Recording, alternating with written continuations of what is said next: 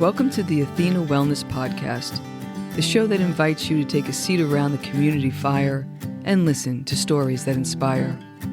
I'm your host, Kathy Robinson, author, coach, and founder of Athena Wellness, a company that's dedicated to supporting you on your journey to live more wholeheartedly. Hello, and welcome to episode 31. Thank you so much for joining me today. When I began this podcast, one of my intentions was to create a gathering space where listeners felt in community, less alone as they faced wellness challenges and life transitions. Our guest today, Karen Delk, helps her clients do just that, navigate through career challenges and transitions. Karen is an executive coach who had a long, successful career in human resources before striking out on her own to spend time doing what she's passionate about, coaching and creating change.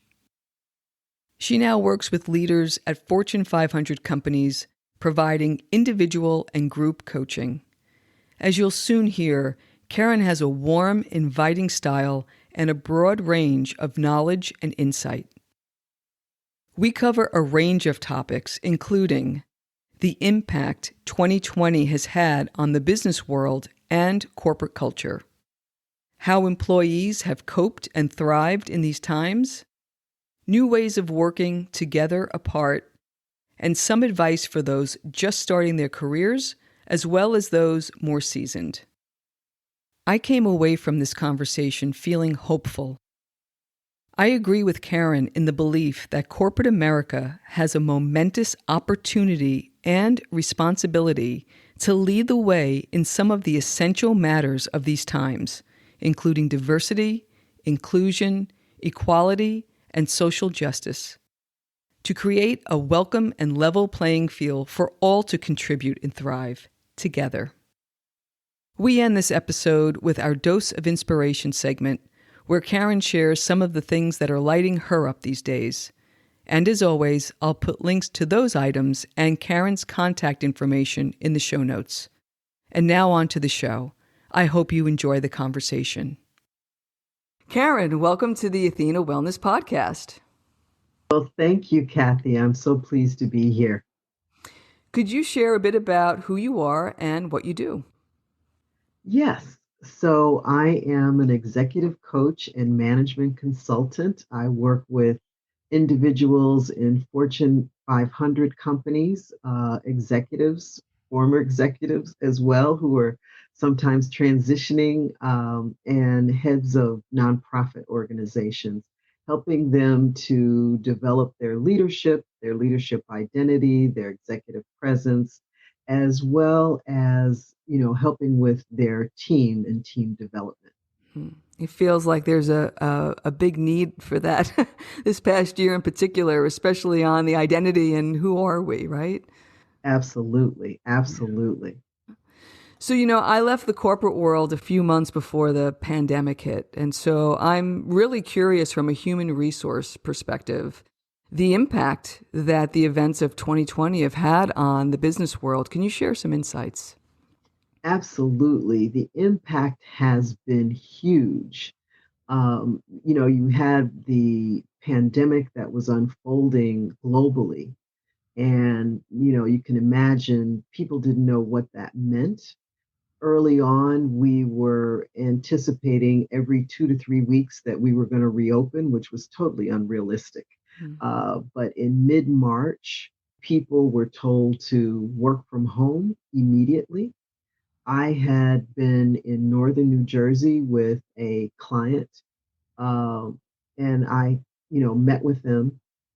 And I had a call later that afternoon, that I took from a parking lot actually, because I was trying to transition to another place, but I wanted to stop to take the call. And I happened to be speaking with HR of a global company that has headquarters in northern New Jersey. And they said, "We've just shut down." I said, "What do you mean? I was just there 30 minutes ago."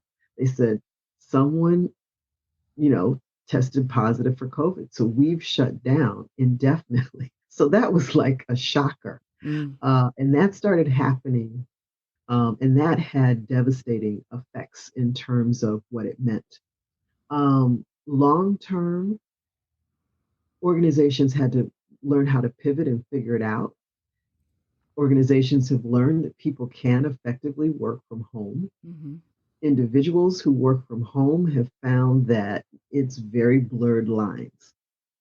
And what I mean by blurred lines is it's a little harder now, when you're working 5 days a week from home, designating home life from work life.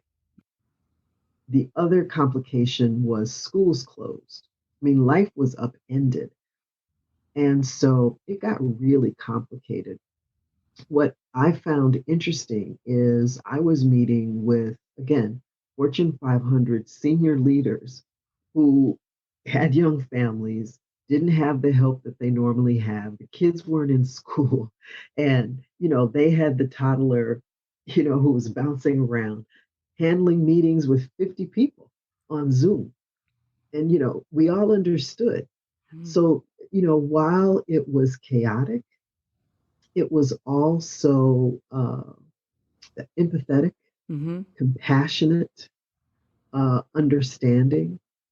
There also was frustration because it depended on some of the corporate culture and the leadership. There were tremendous impacts to caregiving. You had some people who were essential workers that had to leave and be concerned about, you know, entering the home. So it really, really upended, uh, corporate life as we know it. The other thing that has happened is supply chain. Mm. And this I noticed uh, actually more towards the late summer and the fall. So it wasn't just goods, because that was a periodic struggle, but it was actually the impact of Mm. people getting sick. And so there was not an industry that wasn't touched in some way, either through goods and services or, the impact of people, the need to quarantine, actual people getting sick, and just pivoting to figure out how to provide resources, whether it is mental health, whether it is how to handle, the healthcare impacts of it. And then, not to mention diversity, the diversity, equity, and inclusion, the events of, the spring of last year into the summer with George Floyd, Breonna Taylor, Ahmaud Arbery, um, that had an impact globally, Mm-hmm. and so there was a lot of, again, empathy and compassion, not just for the impacted communities of, Black and Brown communities, but a lot of white immigrant, you know, people were really touched in a way that was different. And many people, civic, civil rights leaders, and others thought, why now, right? Because some of this stuff is not new. Why did it have such an impact now? And my young adult son said, look, there was no sports, no theater, Mm. no gyms. Mm. The world stopped. And so everybody saw that worldwide. And it really, people took to the streets all over the globe. And companies had to pivot on that as well. Mm-hmm. And so, you know, 2020, we think of 2020 as vision, which it is. Mm-hmm. We talk about 2020 hindsight, and Mm-hmm. there'll be much to write about in terms of the year of 2020. Yeah, that was an amazing summary. Thank you. And I think that pause, and I'm sure you're seeing this in your coaching. I'm seeing it in mine. It gave people some time to think about what's really important. And so when Yes, we did see a life-changing event like that, anybody who has ever felt marginalized and that went, like you said, it didn't matter race, color, creed, LGBTQ, like right. everybody said, I want to support that. And so, yeah, it was quite heartening Yes, to see. And we can only hope that that will be one of the good things that comes out of this. Yes. That empathy that you mentioned, the compassion. Um, it made me chuckle when you were talking about the toddler on somebody's lap as they're trying to do Zoom. I think what this time has done as well, we've talked a lot about authentic leadership. Hmm. That's authentic leadership. It's like, Yes, it this is. is what I'm dealing with. Like, this is my life. And so I think it's wonderful that there's been empathy and compassion in the workplace, which was certainly much needed. And it also makes me smile as an auditor that as I have been all those years talking about business resiliency, that companies could pivot the way they did is it was really amazing. So, what do you think the long term impact then is to corporate culture, which really thrived on, being together, being under the same roof? How do we move forward? Well, there are clearly maybe three sets of people: the extroverts, people who get energy by being with others, have been um, compromised, right? They've been, it's been challenging because they do need to be in the office, they do need to be around other people. The introverts have been thriving because they can think, they can, generate a lot of work. So they've been doing well. And then there's that hybrid group that have tried to figure out how to, draw energy and continue to produce. And what I've seen is some people um, have said, "Can I come into the office since there's hardly anybody there?" And some people have done that. Some have been parents who just need to, say, "I need to, my spouse or significant other, somebody's going to take care of my child while I go in and have uninterrupted time." Others who just need to kind of get that feel. So there have been people who have figured that out. But I think a majority of people are longing to get back to normal in whatever that means. And here's what I think is going to happen. To your point, socially distance is going to be something that we do the next few years. So hoteling is the concept that you have no permanent offices, right? They come in, they're productive, they can meet maybe a couple of days a week. Then someone else comes in and takes that same space. There are concepts that, everybody comes into work. And then there's the hybrid that some people, it's, left up to the individual, what you think is best for you. You can come in and work, or you can work from home. So that's what I'm seeing. Um, Companies are also surveying people. And in some instances, this is a large banking client. They did a survey, and I think it was something like 2 or 3 thousand employees. I think 50 said they would return to the office. Wow. Yeah, yeah. So to your point, it's still being figured out how you generate that kind of culture and environment when you have that mix, Hmm. and how to manage virtually, how to check in on your employees to make sure that there's well-being, you know, because people can say it's fine when it's not fine. Right, right. Yeah. And I think about from an employee perspective, I mean, there were things that were hard to manage through when everybody was in the office, like how to recognize somebody, teamwork, productivity, but even things like onboarding and Hmm. career growth, like having that one to one conversation, or when somebody's joining the firm, that you're part of a broader team and you can actually feel that. So, how do companies think about that? Or even, I guess this is more of a manager question. How do you have an inclusive team? How do people feel part of something that's just beyond their work from 9 to 5? Yeah. So the leader is key here. The leader needs to focus on engagement, employee engagement. And there are many ways to do that. You still can have one-on-ones, you can have team meetings. You need to also celebrate. And I think that's been, some individuals have done that better than others.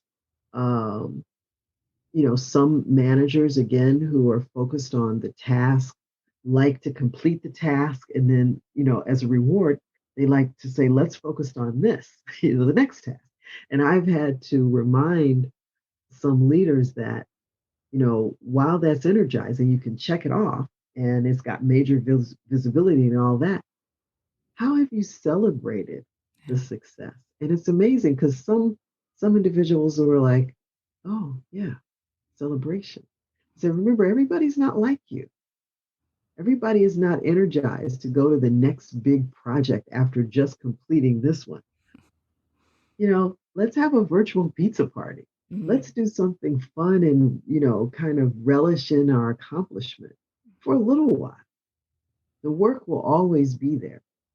So there's still constant need for the reminders that the fundamentals of leadership need to occur and the fundamentals of onboarding need to occur. Um, I have talked to a number of people who've switched jobs in the pandemic and haven't met anybody Mm-hmm. face to face. They interviewed virtually, they've met their team virtually, they've met their boss virtually. They haven't been amongst anyone. That's amazing. And that has happened. People have switched a number of, part of it is because they needed to. Part of it is because they were just furthering their career or they were in the midst of this and, the pandemic changed things all of a sudden. Some were going to move to the location and now may not have to, right? Um, some have moved away. Some have given up leases, if they were in Manhattan. And they've gone to remote parts of Wyoming or Montana or California, or they're kind of doing an Airbnb tour, still working. Wow. Yeah. So there's been a lot of ways that I think people have figured out how can the best way to say it is take advantage of the opportunity to live differently intentionally during this pandemic. And of course, there have been many people who haven't had that luxury as well. Mm-hmm. But I've seen people really take to heart, how do I navigate this? Mm-hmm. Mm-hmm.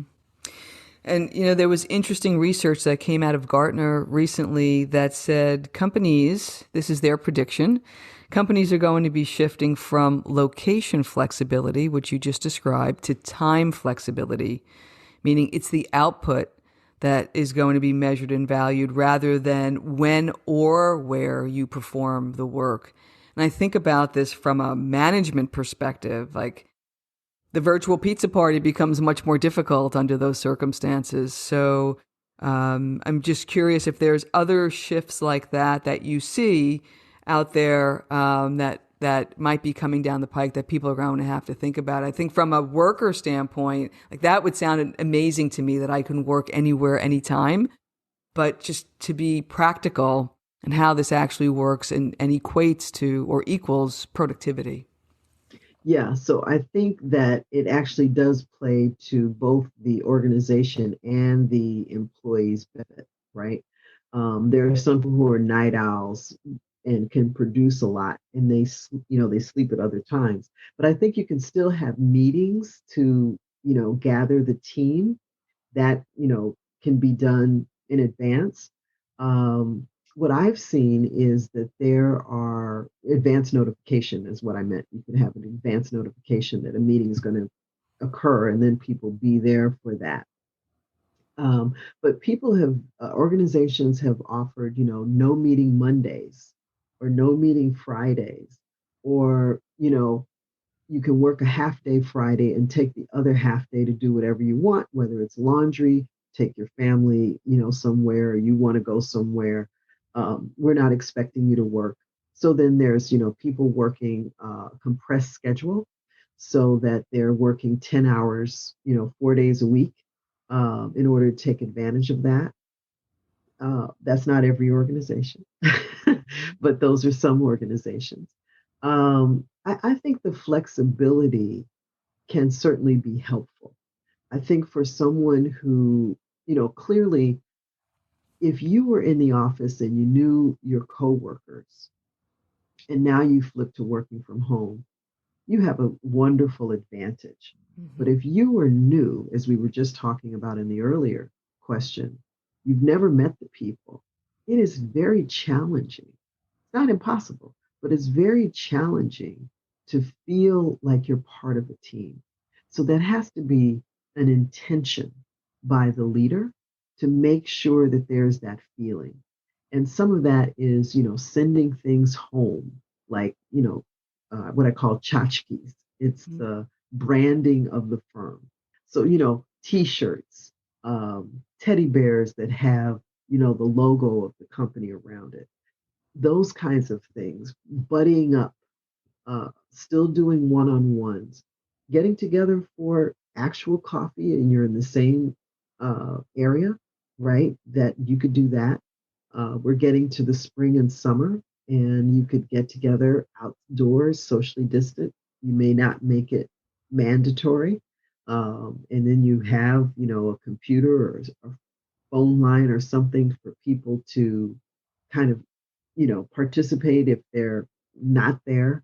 Um, so you just have to be innovative, Mm. right? I mean, you've traveled all over the world, so you know that you've done meetings. You might have been in Hyderabad, India, and you're connecting with the North American team, and so that can be done. Mm. That can be done. Mm-hmm. Great. And then, given the times that we're in, what kind of advice would you give those that are just starting out, those that are mid career, and those that are kind of in their prime and winding down on how they might be able to contribute to these types of new ways of working? Yeah, I think that's a great question. Mentorship is, a wonderful opportunity because I think for young people who I have a high school senior now, this pandemic will obviously stay with him for a long time. He hasn't experienced the things of senior year. Um, and, my son who graduated last May of 2020 hasn't entered the building where he's working. He's in New Jersey working for a bank in Cleveland.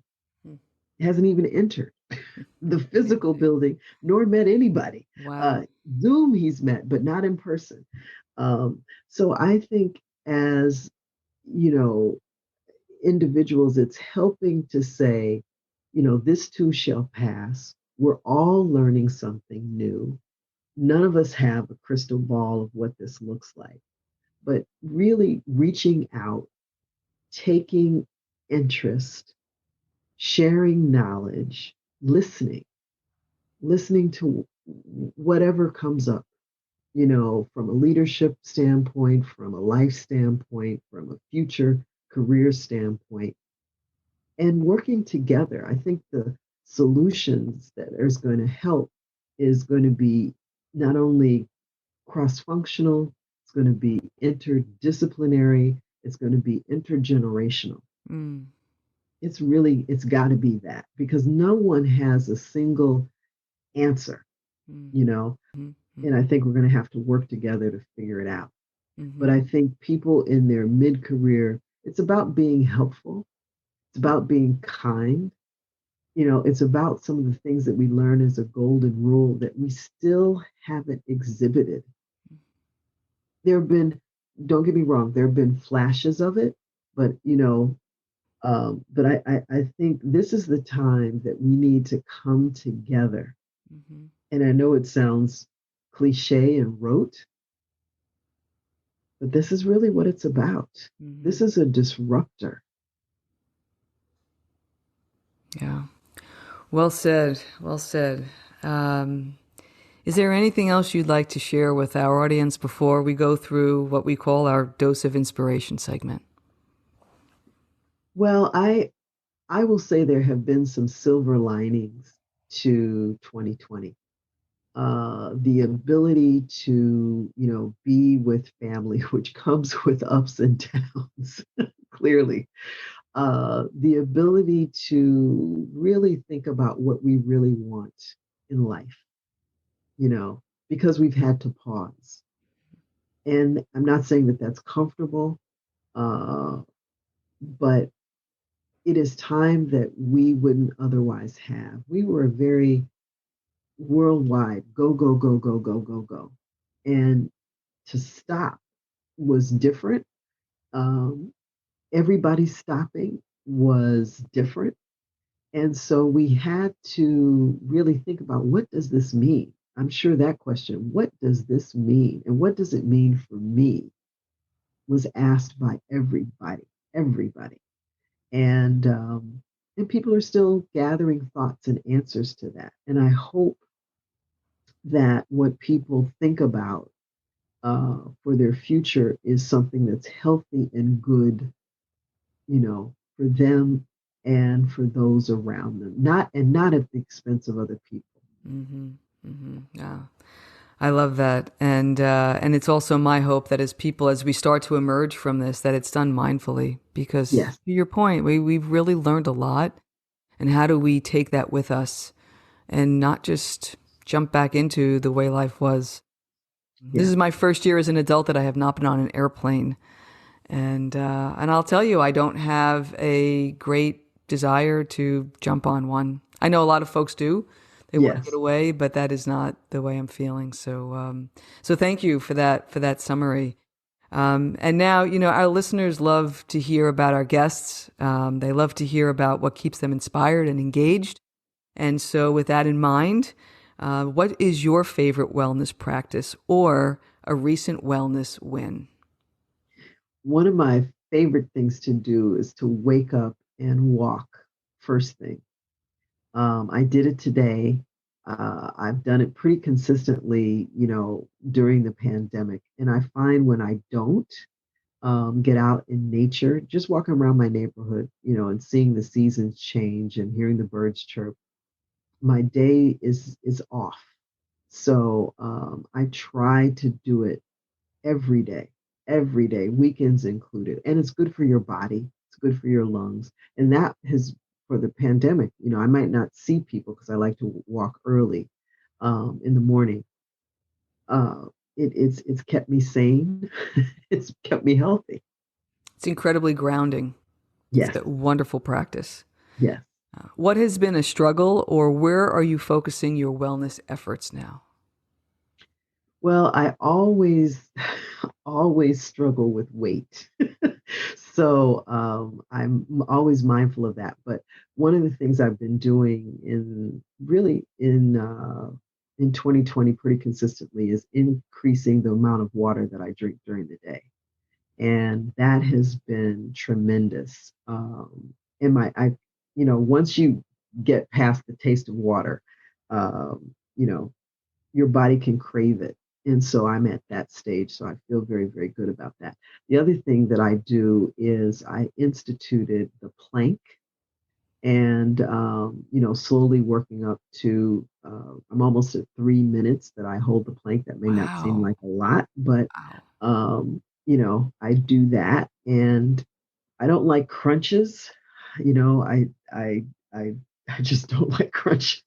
So the plank has been good because as we get older, uh, the core of our body needs to be strong, and it helps us if we have falls. I'm not falling, but I want to be able to have good balance. And so the core helps with that. And the other thing that I'm doing is lifting weights, but the repetition, and they're, you know, 10 pounds, but the repetition of it is what is building tone, and a little bit of muscle. And that is also important. I was always kind of a runner, so I always concentrated on my legs because it was easy. Hmm. So the upper body is hard for me, but I'm glad that I'm focusing on it now. That's great. A 3 minute plank is righteous. So good for you. And, we just had a doctor on last episode, And she was talking about the importance of water, believe it or not, for your immune strength, for your immune system. Oh, Yeah, because it feeds your membranes, your mucous membranes, your yeah. bladder, and all of your membranes in your body that defend against disease. So good for you for Wow. doing that. Okay. I didn't know that. Thank you for I that didn't know. Yeah, education. I didn't know that until Robin came on either. So yeah. Wow. Um, what have you read or listened to lately that you enjoyed? Well, I love music.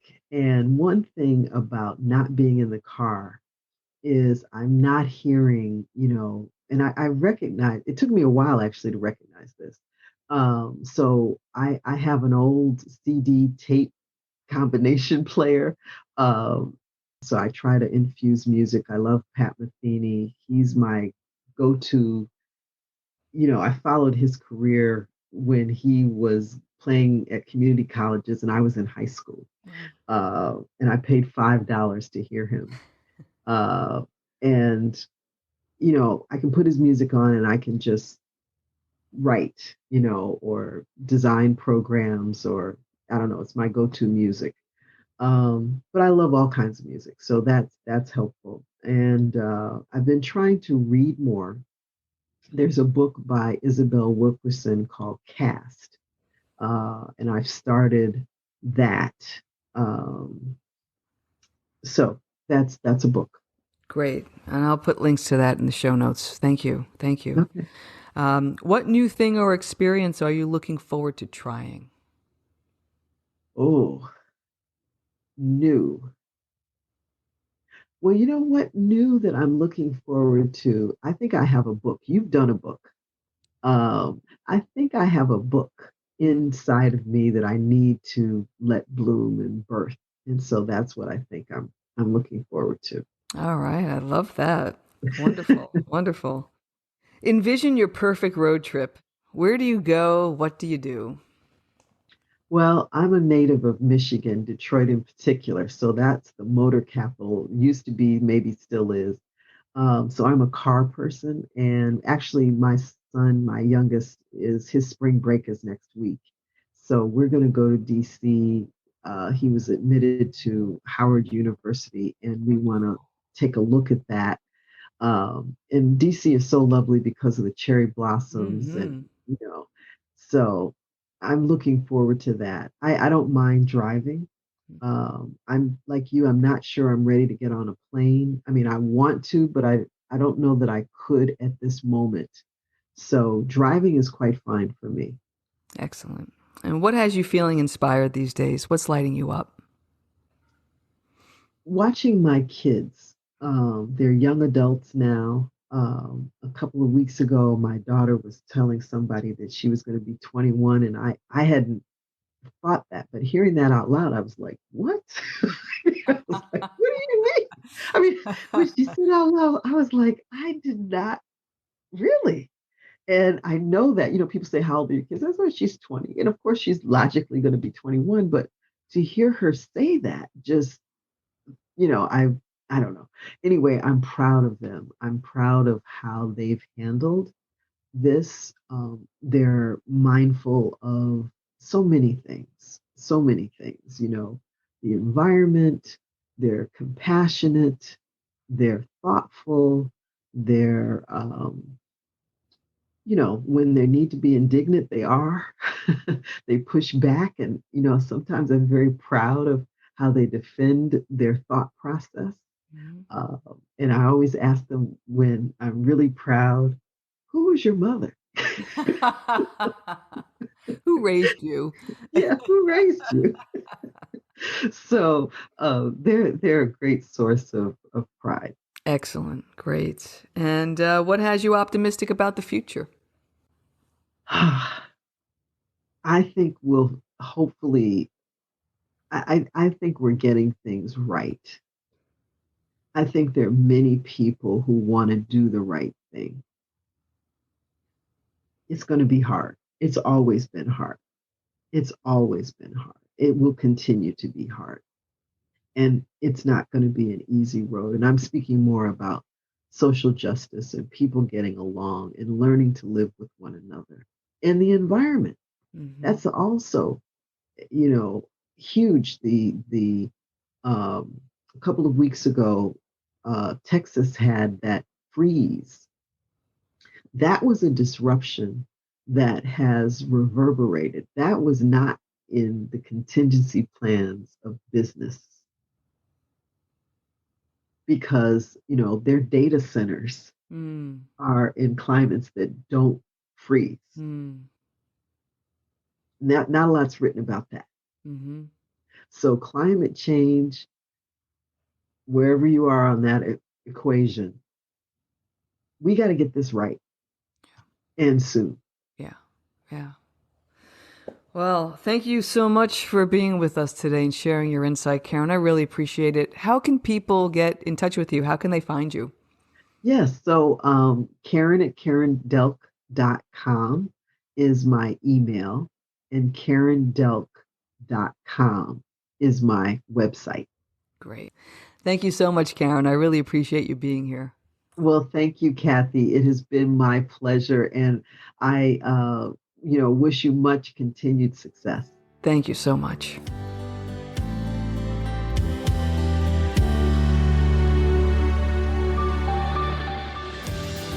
Thank you so much for joining me today.